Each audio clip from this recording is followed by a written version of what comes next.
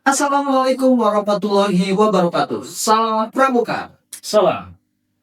Well, hello people, Scout of Dawet Ayu Banjarnegara. Bertemu lagi dengan saya, Panji Aksodewo Prayogo di Si Pramba, Sinian Pramuka Banjarnegara.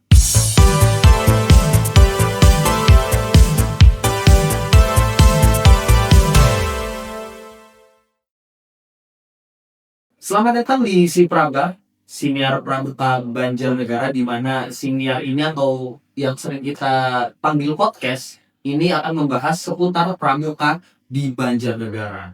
Jadi kita udah melewati banyak episode dan di episode kali ini kita akan membahas salah satu topik yang ini tuh hal-hal dasar sekali untuk organisasi kepramukaan khususnya di bidang Dewan Kerja. Nah, narasumber kali ini saya datangkan langsung, yaitu seorang ketua bidang kajian kepramukaan Dewan Kerja Cabang Banjarnegara, Kak Muhammad Amin Nurroyhan. Beri tepuk tangan dulu ya. Ramai sekali ya sepertinya ya. Kita ada 100 yang nonton ini ya. Nanti kayaknya nunggu tanda tangan dari Kak Royhan ya. Apa kabar Kak Royhan? Alhamdulillah baik. Gimana kesibukan kali ini? Untuk kali ini sangat-sangat padat. Oh. Ada kegiatan apa nih belakangan ini? Belakangan ini ada TC Jamnas ke-12 di kontingen Cabang Banjarnegara. TC pertama dan juga ada beberapa kesibukan lainnya di sekolah. Berarti lagi sibuk-sibuk sekali ya. Dan lagi sibuk kayak gini menyempatkan untuk podcast ini di pagi hari. Jadi sebuah kehormatan. Dan ini tuh orang-orang sepertinya masih belum mengenal sekali Dewan Kerja Cabang Banjarnegara yang baru-baru ini, karena kita mengalami banyak sekali perubahan dinamika dan sekarang banyak banget Dewan Kerja Cabang yang baru, terutama Kak Royhan ini yang baru ya, baru dari tahun berapa menjabat ketua Dewan, dan maksudnya jadi Dewan Kerja Cabang? Dari 2025. Tapi sebelumnya memang pernah menjabat juga di Dewan Kianati. oh, berarti kita akan uraikan nih ya sepak terjang dari kepramukaan dari Kak Royhan ini. Kita mulai dari awal. Kak Royhan ini kenal pramuka tuh dari mana dulu? Kenal pramuka? Sebelumnya memang dari kecil dia dari kelas 2 SD. Itu karena pramuka itu masih wajib. Dan juga saya awalnya sih mau dipasang untuk ikut pramuka hingga waktu itu terakhir saya lomba atletika di Bandung, karena memang saya pindah dari Bandung. Oh, berarti ini impor ya, Dewan Kerja Cabang Banjarnegara ya, impor dari Bandung ya. Jawa Barat. Lalu sempat vakum juga di SMP karena memang kita masuk di zaman COVID, zaman sangat-sangat ketat karena PPKM pada zaman itu. Ya. Lalu banyak kegiatan pramuka yang off gitu ya, hingga saya juga vakum di pramuka saat SMP. Lalu masuk di SMK itu masuk ke Ambalan. Nah, di saat Ambalan itu aku diundang menjadi Dewan Penceranti. Oh, berarti dari SMP ini sebelumnya udah ada pengalaman tentang pramuka belum? Di SMP nol karena tadi PPKM ya, tadi ada COVID ya. Betul, ada COVID. Ya sih, itu benar-benar wah, itu udah zaman-zamannya kayak kita keluar rumah aja kayak jadi penjahat internasional ya. Jadi kayak menakutkan sekali, tapi berarti bisa dibilang memulai karir di pramuka, kita bilangnya karir ya. Memulai karirnya di pramuka sejak SMK ya. Kak Royhan gabung Ambalan betul. Dewan Ambalan, kemudian masuk ke Dewan Kerja Ranting ya. Itu tuh awalnya gimana dari Dewan Ambalan masuk ke Dewan Kerja Ranting? Sebenarnya ada satu plot twist ya, ada Apa nih plot twist nih? karena memang di Dewan Kerja Ranting itu karena sempat vakum juga karena COVID, dan memang itu saat awal recruitment saya masih kelas 10. Dan di situ mungkin karena satu hal, ketika kita kumpul itu memang sekaligus musyawarah, karena ketika sudah dikumpulkan tuh ya daftar yang sama jalur rekomendasi. kumpul satu, di situ ada pembina, ketua umum sebelumnya, lalu dari Kuara juga. Nah terus setelah itu mulai merumuskan siapa yang jadi ketua, wakil ketua, dan bidang lainnya. Nah di situ tuh saya cuma iseng-iseng gitu ya, iseng-iseng apa itu DKR gitu. Kita coba masuk, dan memang di situ cowoknya itu sedikit, yang ceweknya juga lumayan banyak. Dan pada saat pemilihan ketua emang nggak ada yang ngacung, akhirnya dilewat dulu, di skip dulu istilahnya kayak gitu. Terus hingga pada akhirnya bidang sudah ada, wakil sudah ada, tinggal ketuanya. Ketuanya itu dipilih berdasarkan musyawarah, kemauan sebagainya. Terus ada dua yang nyalon, saya nggak nyalon awalnya, cuma entah kenapa mungkin pembina dari DKR itu kenal sama saya dan pernah melihat saya aktif di organisasi lain, jadinya saya dibuat satu ruangan.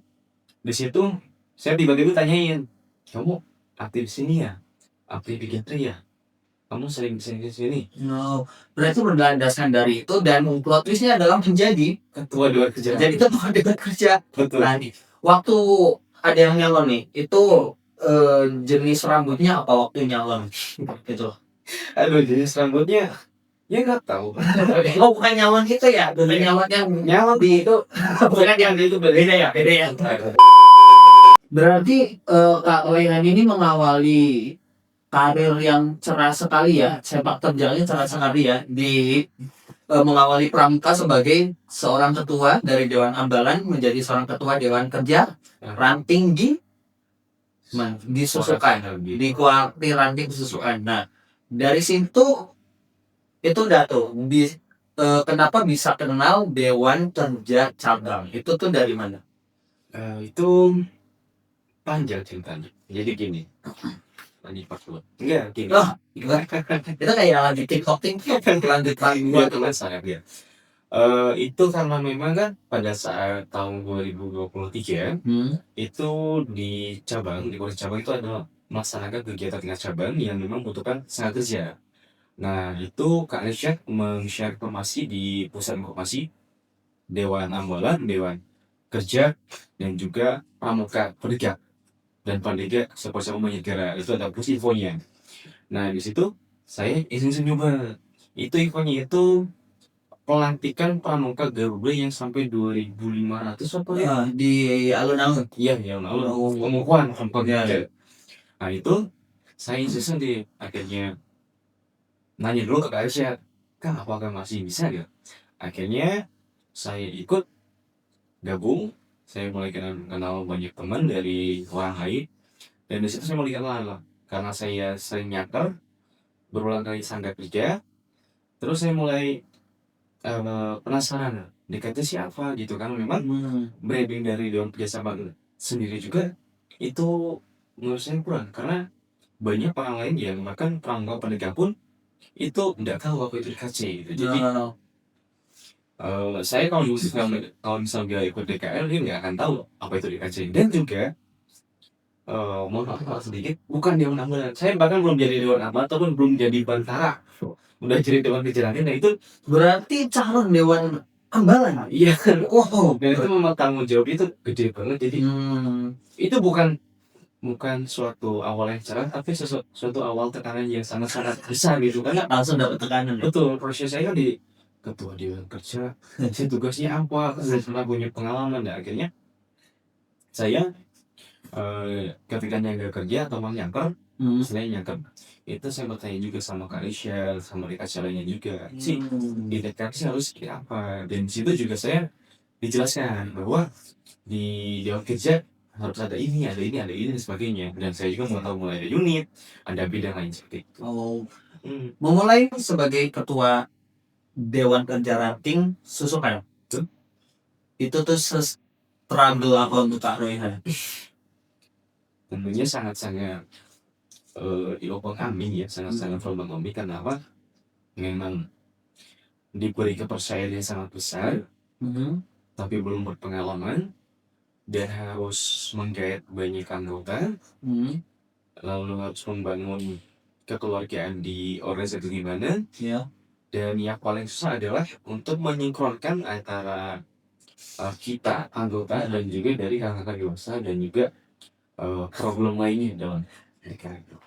Berorganisasi itu ya, memang Betul. sesulit itu emang ya. Sama. Dan udah tuh jadi ketua Dewan Kerja Ranting. Reviewnya gimana? Menjadi ketua? Reviewnya porsinya sangat tinggi, jadi Apakah memuaskan atau gimana? cukup satu kali aja. No. Ini ada kayak rasa apok gitu juga ya. Rasa kapok ada, sebangga ada. Rasa bangga ada. Nah, sesuai tadi kayak, aduh ini kayak ketua Dewan Kerja Ranting ini berat banget gitu. Kenapa tertarik akhirnya masuk ke Dewan Kerja Cabang? Kan di DKR ini aja udah kayak lu ini susah banget gitu. Terus ada Dewan Kerja Cabang, kenapa? Kok bisa gabung di Dewan Kerja Cabang? Saya mengalami histori itu ketika awal masuk DKR. Nah, ketika berjalan karena memang DKR itu masa baktinya selama 3 tahun, itu di penghujung masa bakti saya dan di pertengahan masa bakti saya merasakan bahwa ternyata kalau saya ekspansi keluar dari Kuangan ataupun lebih luas lagi, saya bakal menemukan pengalaman baru. Nah, sebelum itu saya juga mempelajari meninggalkan satu hal yang saya tinggalkan di DKR yang mungkin entah itu bisa berkembang atau tidak. Dan saya berharap ketika saya ikut DKC ataupun dengan akhir masa bakti saya di DKR, saya pengen pengalaman baru, saya juga pengen mengetahui apa sih yang bisa dilakukan di DKR, apa sih yang manfaat yang selama ini orang lain nggak tahu di DKR atau apa. Dan ketika masuk DKC pun karena saya tertarik bahwa ranahnya itu lebih luas, ranahnya lebih luas, relasinya lebih luas, dan pengetahuan yang saya dapatkan selama di DKR itu lebih besar di DKC. Gitu. Berarti kayak nyari tantangan baru aja ya sebenarnya ya. Betul. Jadi kayak di DKR susah sih, tapi kita lanjut part 2 aja ya. Jadi kan DKC gitu. Menjadi seorang DKC dan ketika menjadi DKC langsung ditunjuk menjadi kepala atau ketua bidang kajian kepramukaan. Ini tuh lebih menurut Kak Roy Hadi lebih struggle nggak daripada menjadi ketua Dewan Kerja Ranting Susukan? Sebelum saya mengetahui ini, mungkin rasanya kayak kayaknya lebih gampang nih daripada jadi ketua DKR. Dan ternyata kayaknya lebih mending ketua DKR karena memang di kerja kepramukaan ini kayak loh kok jadi ketua lagi, dia ketua bidang lagi, dan memang itu titelnya juga kajian kepramukaan yang saya juga gak tahu itu kajian kepramukaan itu maksudnya apa aja. Dan ternyata ketika saya uling lagi, waduh ini lebih luas, tanggung jawabnya lebih luas, mengatur tentang peraturan pramuka yang relevan yang berlaku pada saat ini, terus turunan-turunan yang dari Kuarnas, Kuarda, terus kita bikin kajian ulang untuk diteruskan ke Kuaran. Nah kalau bisa di Kuaran kan kita menerima dari cabang, kita melaksanakan di Kuaran. Kalau ini kita enggak, kita harus bagaimana kita efektivitaskan hasil kajian kita ke Kuartin semasa. Berarti ini tuh malah tekanannya lebih berat lagi ya. Jadi bukan cuma bertanggung jawab sama kuartir Ranting sendiri, tapi ini udah cakupannya luas ke kuartir cabang ya kan, ke seluruh kuartir Ranting se-Banjarnegara. Tapi sejauh ini kapok nggak sih? Apa masih belum nih? Masih haus? Apa gimana nih? Belum. Ada rasa lelah sih, memang ada rasa lelah, tapi rasa lelah itu terobati ketika kita melaksanakan kegiatan yang baru untuk kita. Jadi kita bisa ketemu hal baru dan kita bisa melihat sisi lain yang orang lain pun nggak lihat. Jadi kita bisa merasakan hal yang orang lain nggak pernah rasakan, dan itu sangat-sangat menyenangkan, justru sangat menyenangkan. Cuma memang pada saat ini kita juga harus memanage diri kita sendiri dan juga manage money kita sendiri. Jadi bukan cuma ilmu saja, tapi ada ya dorongan ada lah sedikit lah ya. Betul sekali. Dan akhirnya menjadi kajian kepramukaan. Oke. Ya. Sejauh ini sudah belajar banyak di Kajpram. Sudah banyak, sangat banyak.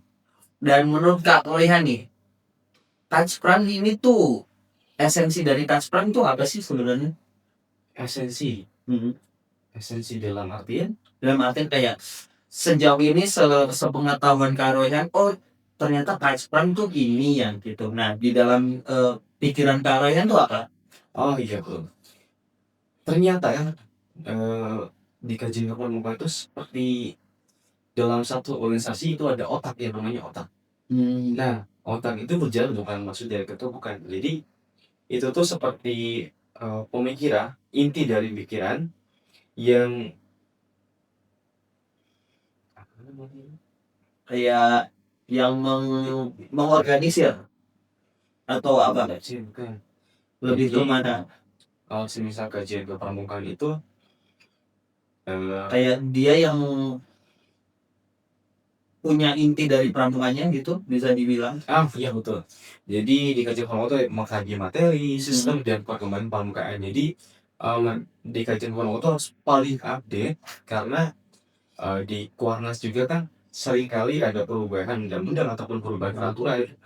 Jadi kita harus paling update agar namanya kita tidak ketinggalan info. Jadi bidang kaji itu kayak otaknya mereka yang bermotivasi dan kegiatan biar tetap sesuai nilai pramuka. Jadi nilai pramuka yang berjalan pada saat ini tuh apa yang diminatkan. Jadi contoh saat ini kan ada apa ya pengkajian terkait tentang SKK.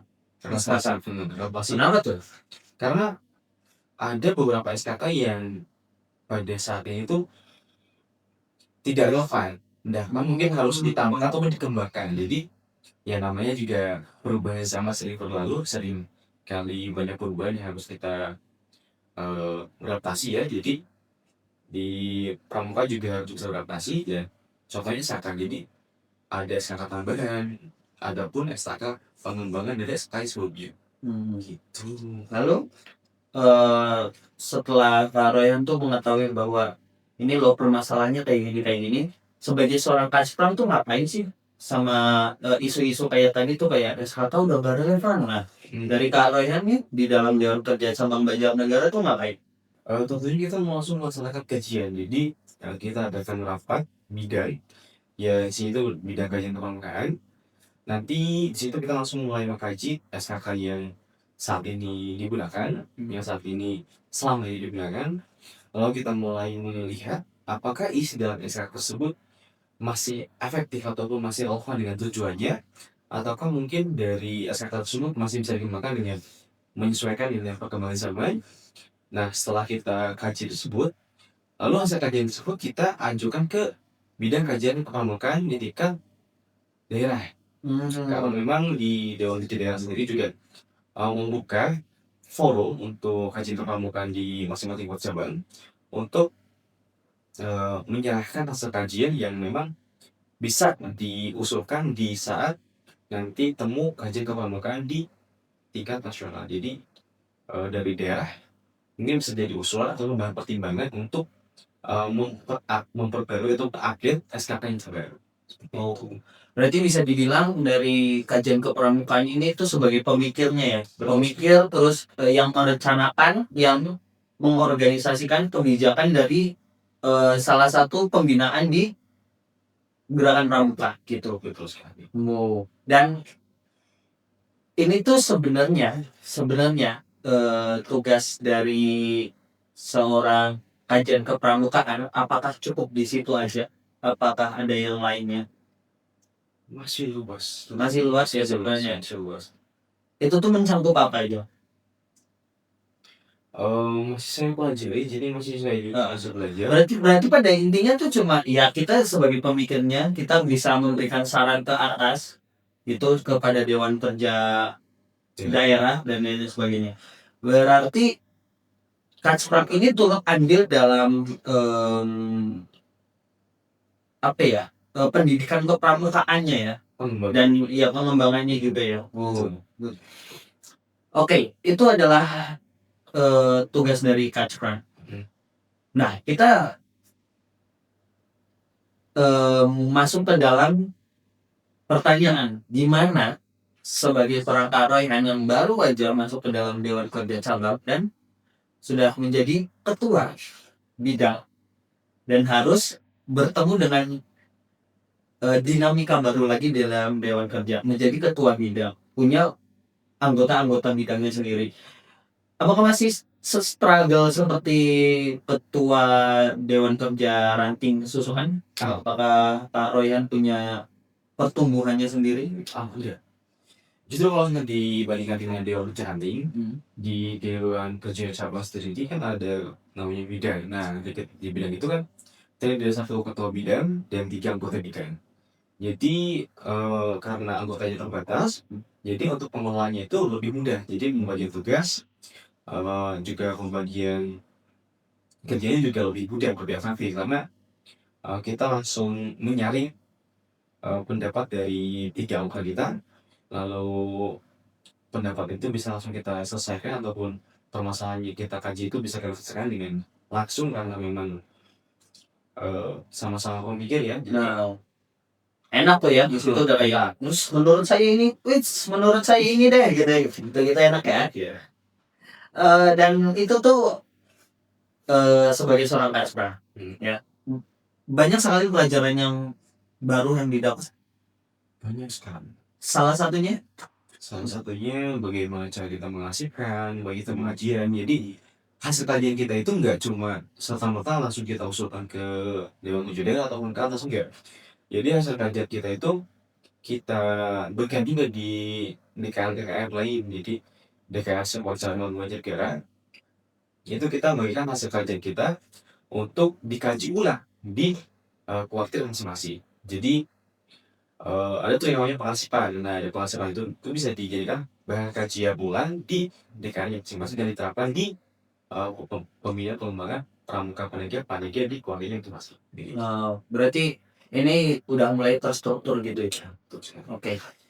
Kalau kita lanjut ke salah satu topik yang menarik, yaitu ini kayaknya jadi landasan bagi para dewan kerja karena kita bersama Kacpram kita mau bahas tentang salah satu petunjuk penyelenggaraan ini yang kayaknya udah jadi kitabnya ya di Dewan Kerja, yaitu tentang petunjuk penyelenggaraan 005, yaitu tentang Dewan Kerja.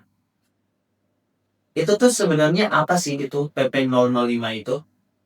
Ya, mungkin PP 05 mungkin terdengar asing dengan sobat Cikrabe ya. Sobat Cikrabe. Betul, sobat. Langsung punya fanbase gitu ya namanya, sobat Cikrabe. Boleh cek.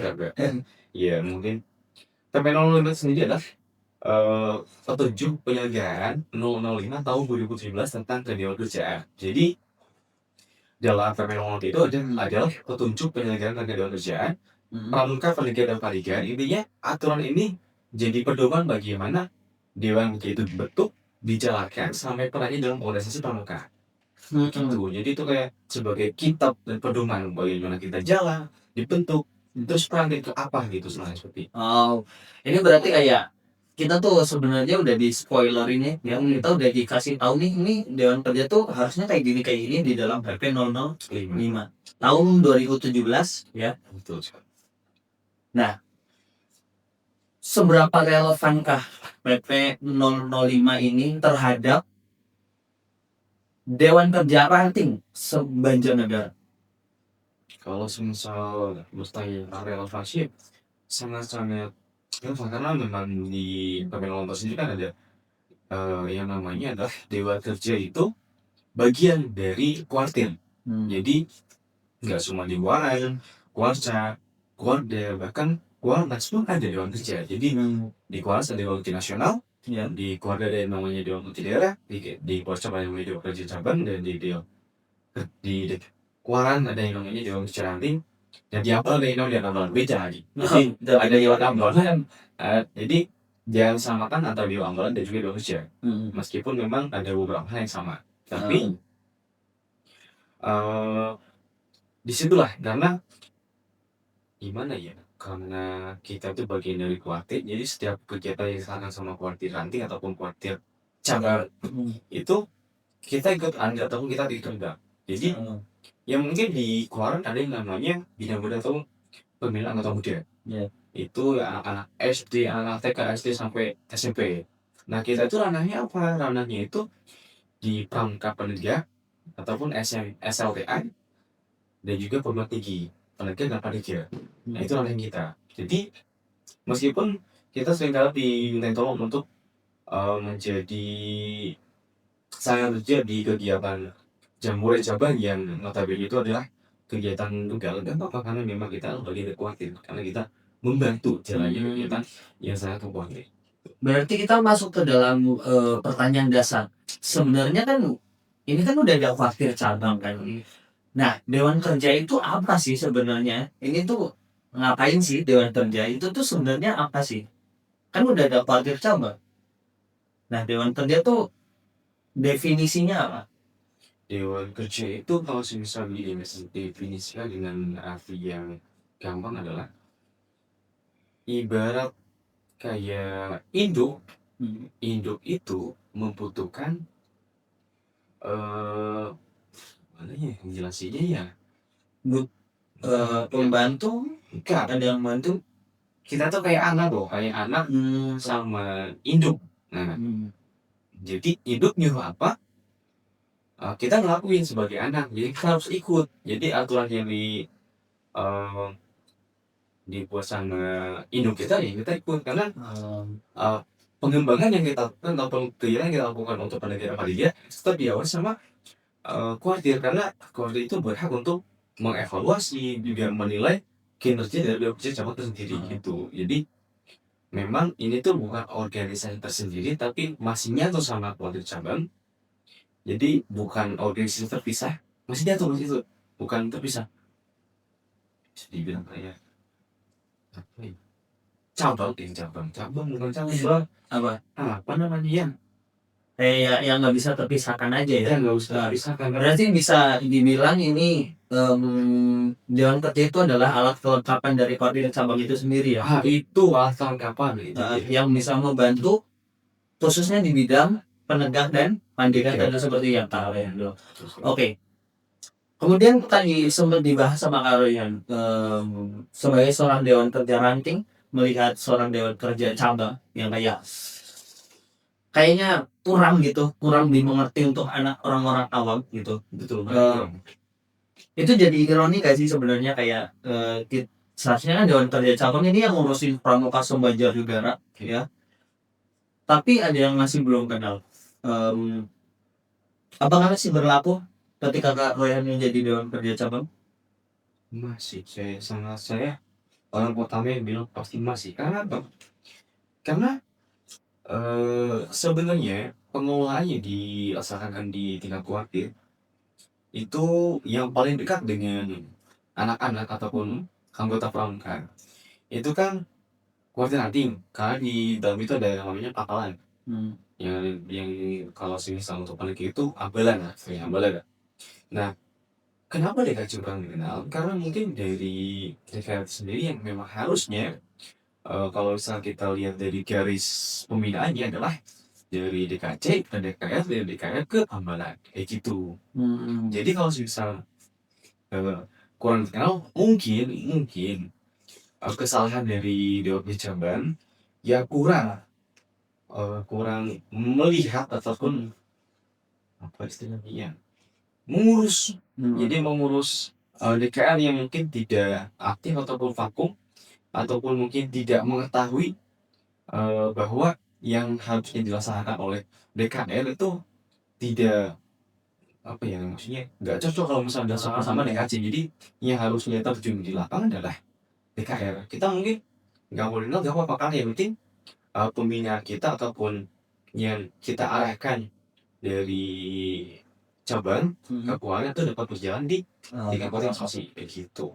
Dan dalam permasalahan tadi itu udah ada penanggulangannya lah dari Dewan Kerja cabang di masa sekarang.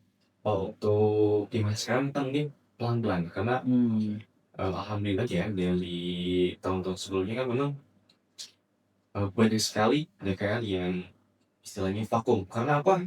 Karena COVID. Karena memang benar-benar COVID itu luas, dampaknya luas banget. betul sih. Dan pasti kalau misal ditanya kenapa DKL nggak aktif, gara-gara COVID pasti itu. Dan memang kita ada yang namanya program kerja penilaian di luar kerja sekitar 2 tahun sekali. Nah di situ kita bisa melihat bagaimana jalannya DKL di tingkat partai masing-masing. Jadi manakah DKL yang aktif, mana DKL yang pasif, mana DKL yang masih yang tidak aktif, mana yang tidak ada. Jadi kita fokuskan dulu nih yang pasif, aktifkan dulu yang pasif. Ketika sudah aktif, barulah kita mulai membantu pembentukan ulang dewan kerja ranting yang vakum, vakum. Seperti itu. Oke.